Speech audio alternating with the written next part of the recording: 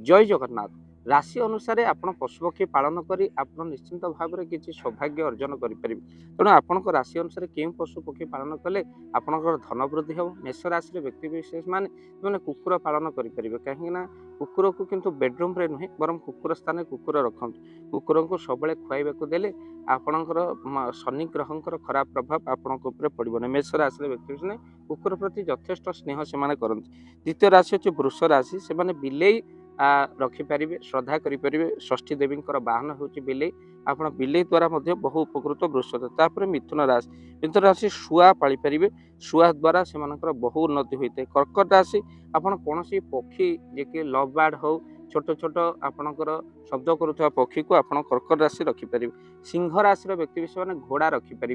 भक्तबंधु सहित कन्या राशि आपण माछ रखिपारे। कन्या राशि व्यक्ति विशेष तुला राशि बिलेई बहुत शुभ दब।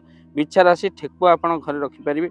धनु राशि कईंछ किंबा सहित आप धनु राशि व्यक्ति विशेष मैंने जेकोसी पशुपक्षी खाद्य दे पाखे रखिपारे।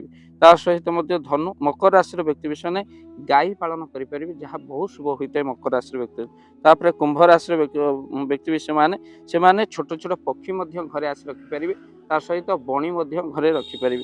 ता सहित मीन राशि व्यक्ति विशेष मैंने माछ को खाइबा देवा सहित माछ घरे रखिपारे। भक्तबंधु ये आपको कह रखापी चाहूँ कौन पक्षी को बंधन में पकेवा कथा नुह कि राशि अनुसार किसी पक्षी अच्छा पंजुरी खोले उड़े जो मैंने आप स्नेह ममता भल पाइबा पाते तेणु निश्चिंत सी आप घर सदस्य हो जाते तेणु ता द्वारा कौन क्षति हो न था।